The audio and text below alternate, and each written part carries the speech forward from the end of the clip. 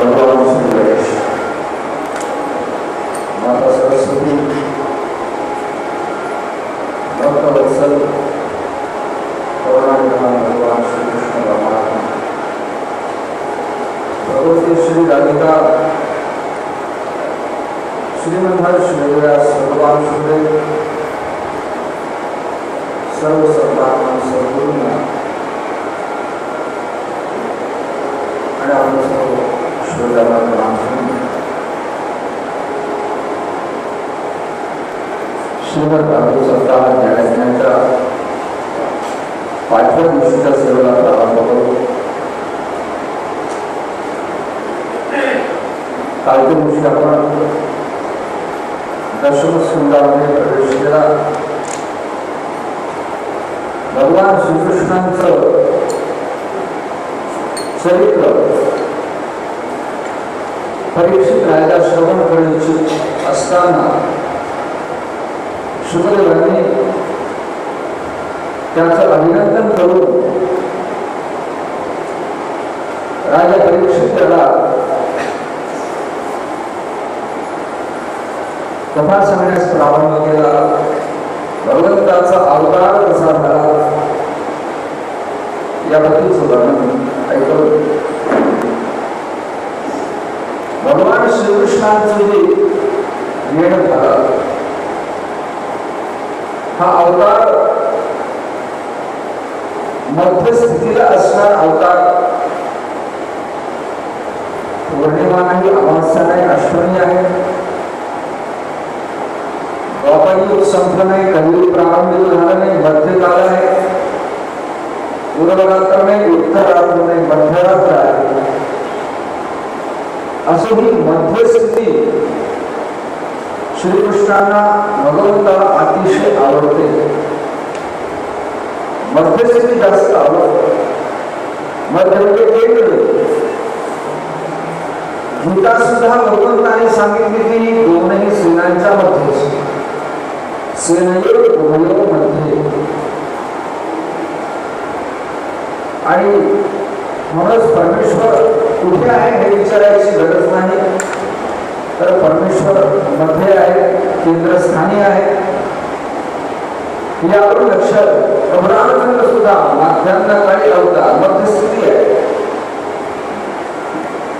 जी पौर्णिमा नाही, प्रतिपदा इत्यादी नवमी तिथी मधुमास भूमिका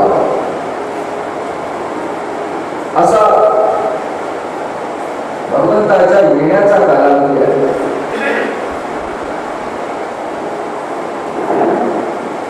आणि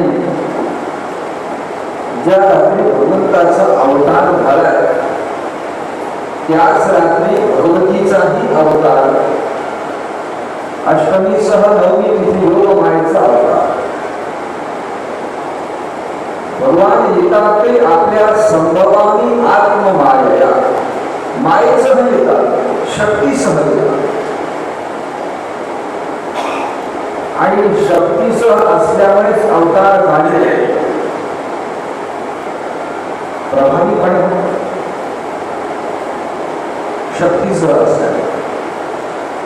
जसं रामायणाच्या बाबतीतही सीता शक्ती आहे, रामचंद्र हे ब्रह्म आहे, तर सीता ही शक्ती आहे. थोडं गमतीने असंही सांगितलं जातं की जेव्हा भगवान शिवशंकर सुद्धा म्हणाले मी पण अवतार घेणार आहे राम अवताराच्या वेळेला, भगवान शिव आता कुठला अवतार घेणार, मी वानराच्या रूपात उदाहरण, महारुद्र शिव अवतार. राम सेवा करण्यासाठी मी अवतार घेणार, तेव्हा पार्वती म्हणते मी पण तुमच्या सह येणार. भगवान शिव म्हणाले तेव्हा मी आता ब्रह्मचारी म्हणून असणार आहे, तुझ्यासह मी येणार असं नाही होणार. पण पार्वती म्हणाले असं शक्यच नाही, जिथं तुम्ही तिथं मी, जे तुमचं नाम ते माझं काम. मग मी कोण असणार, मी तुमचं शेपूट असणार. मागं मागे येतं त्याला काय म्हणतात, मी तुमचं वृक्ष आहे, तुमचं शेपूट आहे, तुम्हाला जे काम करायचं तुम्ही मनाप्रमाणे ते काम मी करीन, ही शक्ती आहे. तुम्हाला लंका जळायची ती मी काम करणार.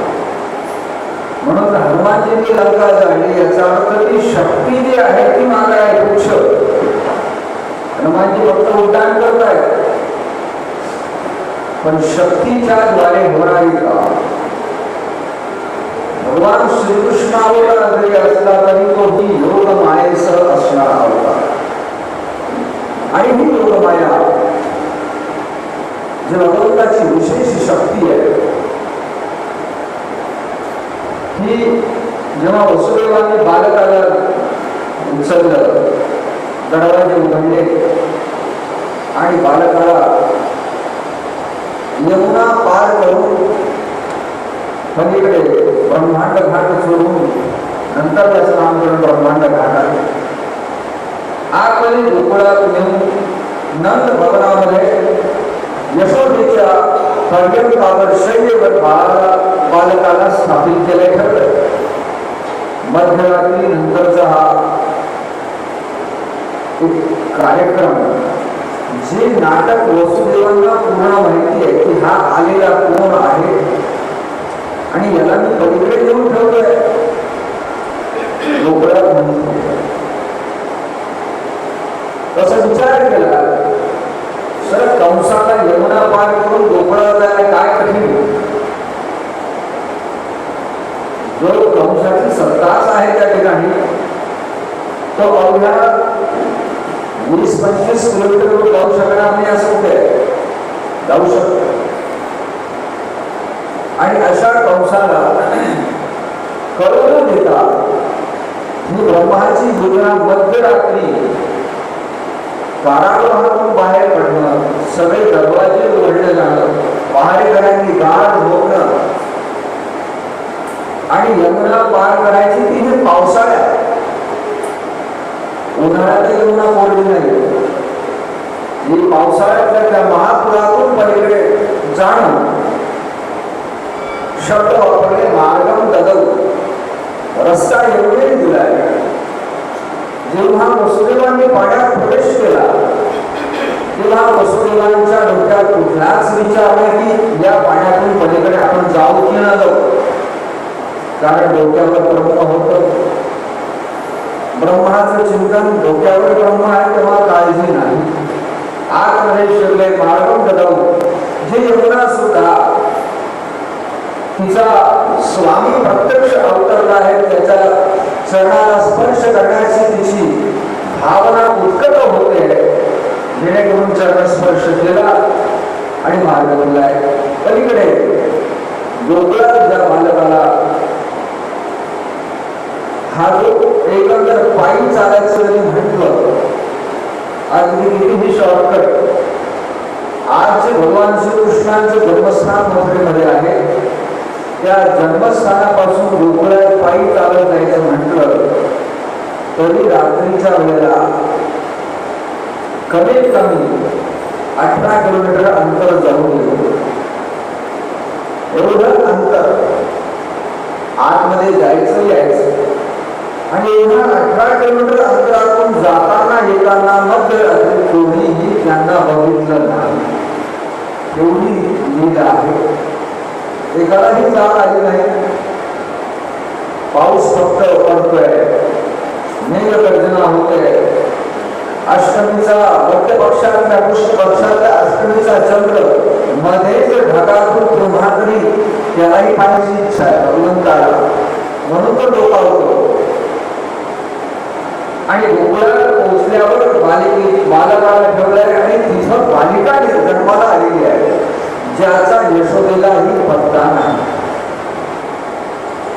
नकललिंगम परिश्रांता निद्रया अपगत स्मृती, निद्रया अपगत स्मृती. झोपेमुळे तिला याचीही जाणीव नाही की आपल्याला बालक का बालिका झालेली आहे का आपल्या शेजारी काही आहे. ही सुद्धा यशोदेला जे भान नाही सुद्धा सगळे द्वार झोपलेले असताना फक्त माया किती प्रभावी आहे. मायेचं सामर्थ्य असं असतं किती पूर्ण प्रभावातून आपल्या ताब्यात घेते. पण वसुदेव बालिकेला उचलतात, बालकाला ठेवलं. इथं प्रश्न येतो, वसुदेव आले कशासाठी? बालकाला सुरक्षित ठेवण्यासाठी आले का बालिकेचा बळी घेऊन द्यायला? जर बालक सुरक्षित ठेवायचं आहे तर ठेवून द्यायचं, निघून जायचं. कन्येला का उचललं? अर्थात ती कन्या आहे का पुत्र आहे हे पण वसुदेवाने आधी बघितलं नव्हतं. पण वसुदेवाला हे नाट्य माहिती आहे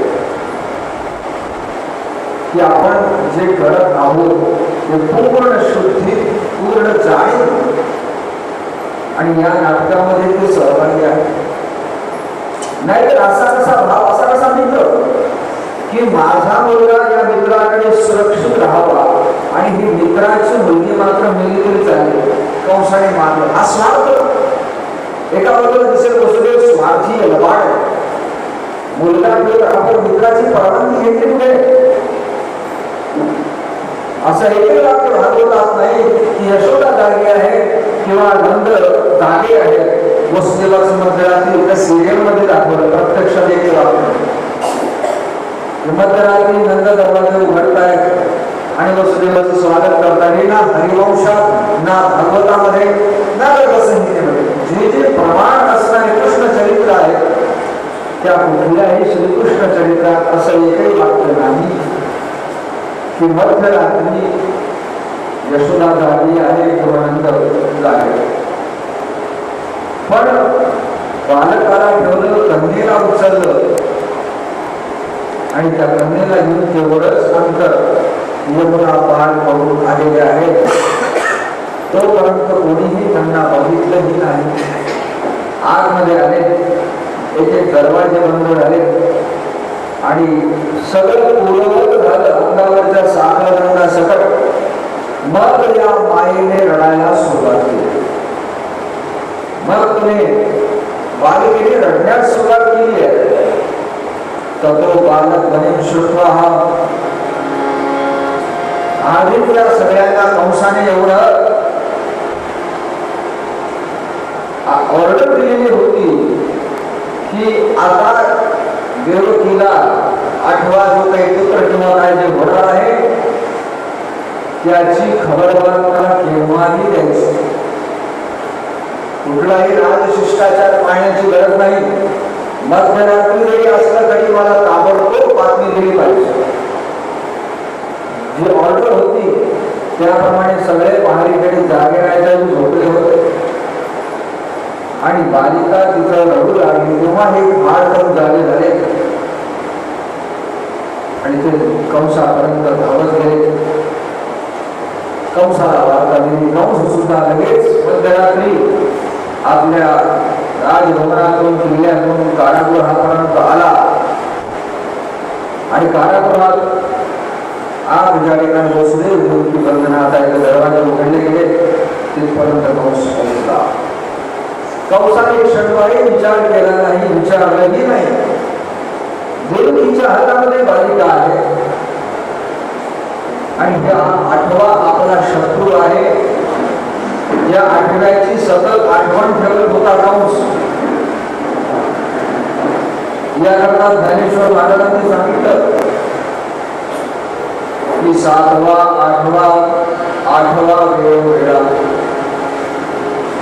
हा 7वा 8वा काही घोळ घालण्याची गरज नाही. दोघांनी 8वा, राम आणि कृष्ण 7वा 8वा वेळोवेळा.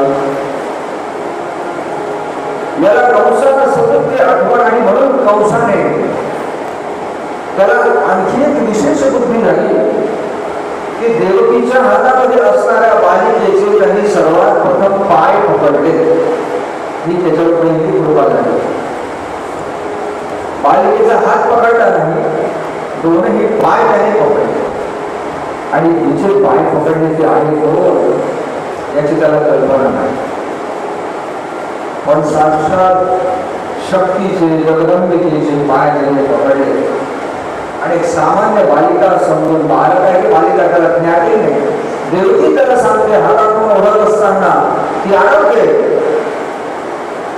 किस विषय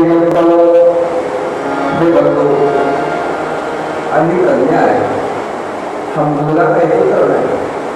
ही भविष्यात तुझी सून होऊ शकते असं थोडं भावनिक आवाहन सुद्धा देवती करेल. पण कंसाने त्या आवाहनाकडे काही लक्ष दिलं नाही. कंस त्या हातातून त्याने हिसकावून घेतलंय. तेवढ्या जमिनीवर आपटण्याच्या दृष्टीने शिलापृष्ठ शिळेवरती आपटण्यासाठी त्याने तिला वर उचलले आणि आपटणार तेवढ्या ती त्याच्या 6 हस्तात समुद्रत्य सर्वोतेजं वरंगतः तद्हस्तात समुद्रत्य त्याच्या हातातून ती निसटली आणि सर्व देव्यं वरंगतः अंबरंगतः आकाशात गेली. आकाशात गेल्याबरोबर सानिकाष्ट महाभुजः स आयुध अष्ट महाभुजः 8 हातांचं रूप धारण केलं. दुर्गा स्वरूप आहे. जसं दुर्गा सप्तशतीमध्ये महाकाली हे स्वरूप आहे. महालक्ष्मी हे 18 हातांचं स्वरूप आहे आणि महासरस्वती हे स्वरूप 8 हातांचं स्वरूप आहे. अष्टादश भुजा आणि अष्टभुजा. शक्ती ही किती हाताने काम करते आणि म्हणजे हे वाक्य बघा की शक्ती किती हाताने काम करते आणि काम करण्यासाठी किती हातांची शक्ती लागते. काम करण्यासाठी किती हातांची. जसं एकच गृहिणी आहे ती गृहिणी सकाळी उठल्यावर चहा पण, दुसऱ्या लगेच घराची स्वच्छता आहे, मुलं शाळेत जात असतील त्यांचा डबा करायचा आहे. एकच लक्ष्मी किती हाताने काम करते. याच घरासाठी एकच लक्ष्मी अनेक हाताने काम करते. तीच ही जगाची स्वामिनी जी आहे ती सुद्धा अनेक हातांनी ती काम करते. ती कशी आयुध तिच्या त्या हातामध्ये आहे आणि ही प्रगट झाली तेव्हा मध्यरात्र नाही, आता उत्तर रात्र. अष्टमी संपूर्ण नवमी तिथी जवळपास आता प्रारंभित होते म्हणून देवीची नवमी तिथी प्रामुख्याने मानली जाते. अष्टमीसह नवमी म्हणजे दुर्गाष्टमी पण आहे आणि नवमी तिथी पण मानतात. तिच्या 8 हातामध्ये 8 प्रकारची आयुध आहे. धनुष्य आहे, बाण आहे, शंख आहे, चक्र आहे, गदा आहे, पाश आहे, शूल त्रिशूल आहे. ही सगळी आयुध कंसाने आकाशात ते दृश्य बघितलं आणि त्यावेळेला भगवतीने आकाशातून सांगितलंय की मूर्खा किमया हतया मंद, हे मंद किमया हतया, मला काय मारण्याचा प्रयत्न करतोस. तुझा शत्रू सुरक्षित आहे आणि तो दुसऱ्या ठिकाणी वाढतोय. आणि एवढा उच्चार करून भगवती आकाशातून अदृश्य झाली. पुढे तीच या क्षणी प्रगट झालेली आहे. दुर्गा सप्तशतीमध्ये त्याचाही उल्लेख आहे की यशोदेची कन्या म्हणून अवतीर्ण जी झाली तिचं नाव काय, तर ती पुढे विंध्यवासिनी म्हणून या विश्वामध्ये या नावाने स्थिर झाली, जी गंगेच्या किनारी आहे. कानपूर पासून जवळ आहे विंध्यवासिनी. असं या योगमायेचं विशेष स्वरूप हा अवतार. ज्यावेळेला कंसाच्या समोर हा प्रसंग घडला उत्तर रात्री आणि कंसाने जेव्हा ऐकलंय की आपला शत्रू दुसराच आहे, आता कंसाला पश्चाताप झाल्याचे त्याने नाटक केलं. त्या उत्तर रात्री वसुदेव देवकीच्या अंगावरचे साखर काढून टाकले आणि दोघांच्या चरणावर मस्तक ठेवून क्षमा याचना करू लागला की मी आजपर्यंत तुमच्याशी खूप वाईट वागलो, माझं चुकलं, क्षमध्वं मम दौरात्म्यं सार्वभौमीनवत्सलः, क्षमध्वं मम दौरात्म्यं, माझ्या या दुरात्म भावाला क्षमा करा. आपण साधू आहात, सज्जन आहात आणि सज्जन हे दुर्जनांचे गुन्हे अपराध पोटात घालतात. आपण सज्जन आहात तर दुर्जनाची अपेक्षा काय असते? दुर्जनाची अपेक्षा सज्जनाने सज्जनाचा सज्जनपणा सोडू नये. आपण मध्ये निर्णय केला, पण सज्जनाने सज्जनपणा सोडू नये हे दुर्जनाची अपेक्षा असते. म्हणून कंसाची अपेक्षा की आपण सज्जन आहात, साधू आहात, क्षमाशील आहात, जे काही झालं गेलं विसरून जाऊ, मी क्षमा मागतो. हे देव, हे वसुदेव, आणि डोळ्यात पाणी घेणे आणून सगळं कंस नाटक करतोय. वसुदेव देवकी सुद्धा म्हणतात, जे आमच्या नशिबात होतं ते घडून गेलं, तुला कळलंय आता पुढे. पण सज्जनामध्ये विशेष असतात, ते दुर्जनाच्या या खोटारडेपणावर पण चढकन विश्वास ठेवतात, कारण त्यांचं अंतःकरणच पवित्र आहे, त्यांना सगळं चांगलं दिसतं. म्हणून ती चटकन विश्वास होता की खरोखर वसुदेवाला पश्चाताप झाला, या कंसाला पश्चाताप झाला, पण कंसाला पश्चाताप झालेला नाही. हे पुढेच करत तास 2 तासापुरतं हे नाटक झालं. सूर्योदय होतोय. सूर्योदय झाल्यानंतर ज्या वसुदेव देवकी दोघांना त्याने काही काळापुरतं मुक्त केलं, तेवढ्यात सकाळी त्याने मीटिंग बोलवली, काकडीची मंत्रिमंडळाची बैठक बोलवली. हा रात्री घडलेला प्रसंग आणि त्यावरती आता पुढे काय कारवाई करायची म्हणून कंसाने मंत्रिमंडळाची बैठक बोलवली. तस्यां रात्र्यां व्यतीतायां कंस आहूय मंत्रिणः, तस्यां रात्र्यां व्यतीतायां कंस आहूय मंत्रिणः, आणि मंत्र्यांना त्यांनी बोलवलंय. बैठक सुरू झाली. बैठकीमध्ये रात्री घडलेला प्रकार त्यांनी सांगितला की माझा शत्रू निसटलाय आणि कुठेतरी तो सुरक्षित आहे असं आकाशात प्रगट झालेल्या देवीने सांगितलं. म्हणजे तो नक्कीच बालक रूपाने कुठेतरी जवळपास आलेला आहे. यावरती काय उपाय करायचा, माझ्या शत्रूला संपवण्यासाठी काय उपाय करायचा असेल एकेकाने मला सांगा, सल्ला काय करायचं.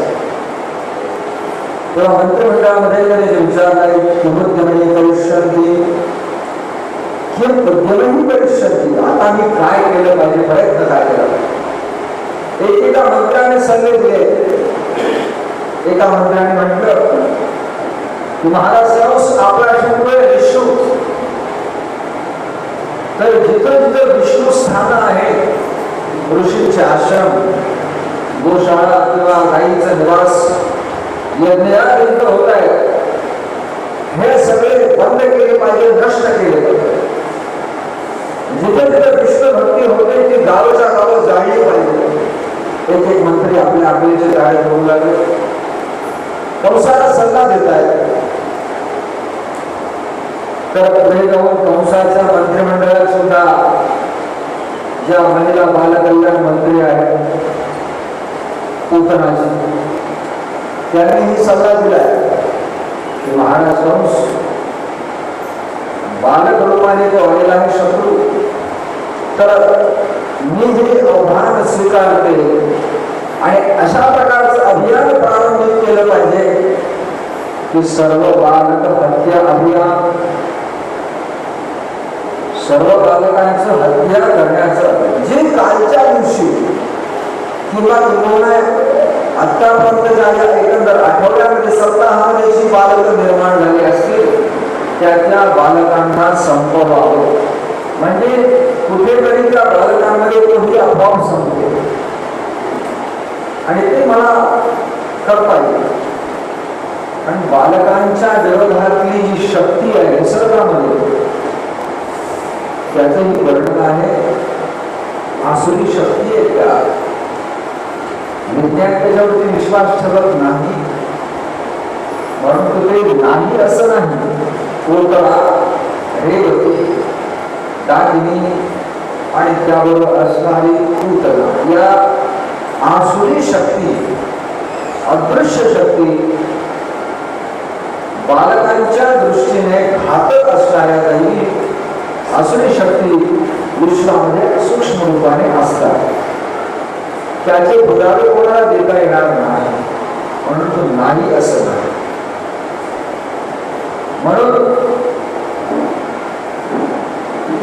या बालकांचं अत्यंत शिशु अवस्थेमध्ये फार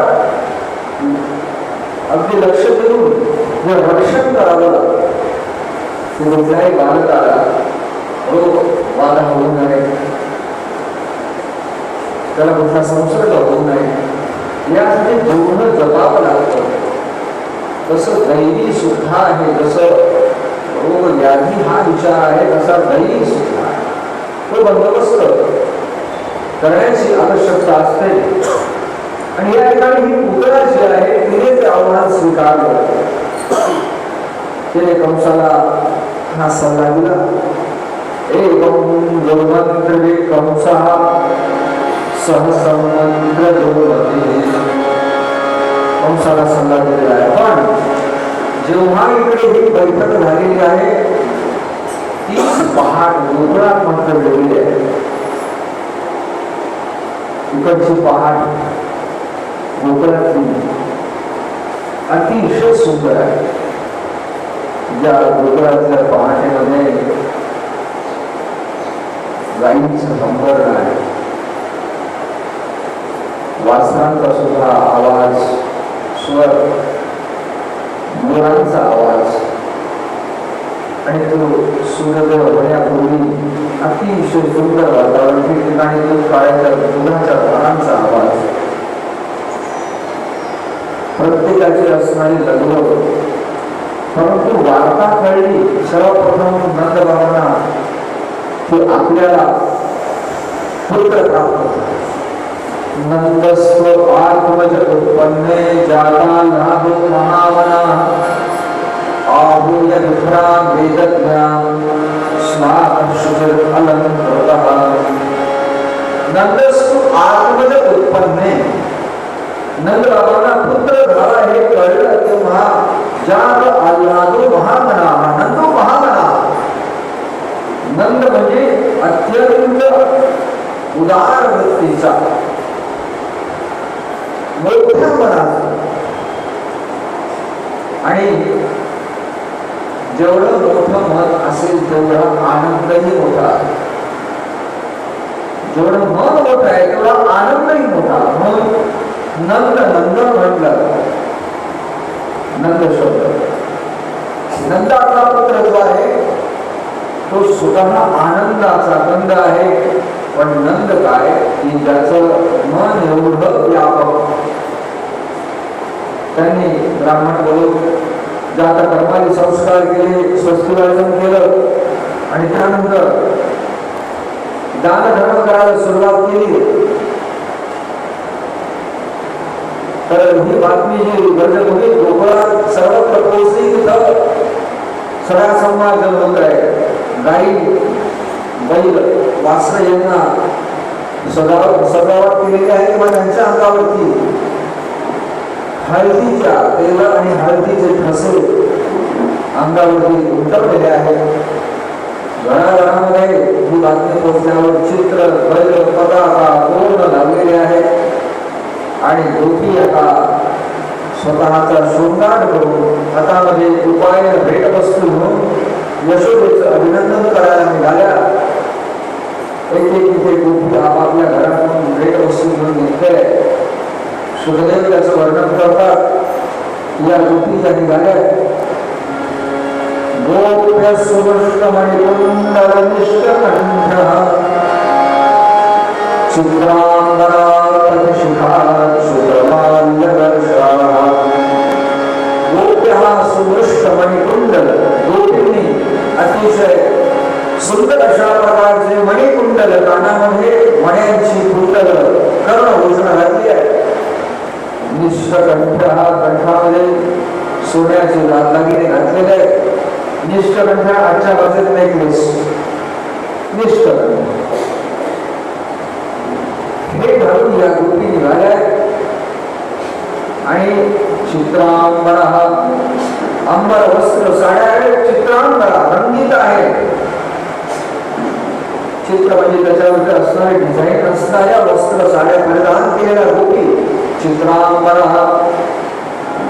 आणि रस्त्याने घरून त्या नटून निघाल्या आहेत. तर त्या प्रत्येकीच्या केसामध्ये मालती किंवा चमेली या फुलांच्या वेण्या आहेत. आणि जी फुलं त्यांनी त्या वेण्याच्या केसामध्ये आहेत त्याच्यातलं एक एक फूल पडत चाललंय. गोपीची या घरातून झाली यशोदेच्या घरापर्यंत जाते याचा पुरावा दिसतोय. पती शिखाच्युतमाल्य वर्षा, रस्त्यावरती फुलांचा वर्षाव आहे. नंदालयं सबलया रतिर्गिरेषु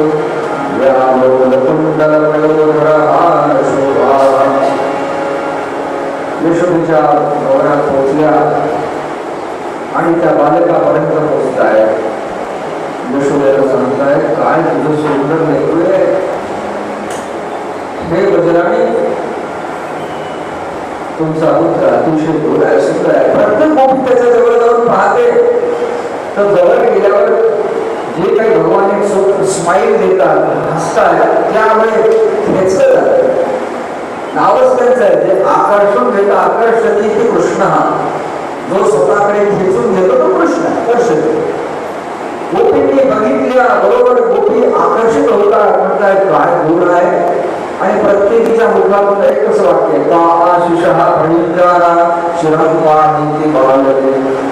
या लेकराला कोणाची नजर लावू नये असं लेकूर एवढं गोड आहे. चिरंपाणी का आशिष. आणि तेवढ्या सगळी तरुण मंडळी नंद बाबा जे स्वतः दान धर्म करतायत, गायक वादक नृत्य करणारे बोलले आणि धूम झाली नाचतायत. एकमेकांच्या अंगावरती डोळ्याचे गोळे भेटतायत. आसिंचनतो निपंतो हरनीतो सुशिक्षितो.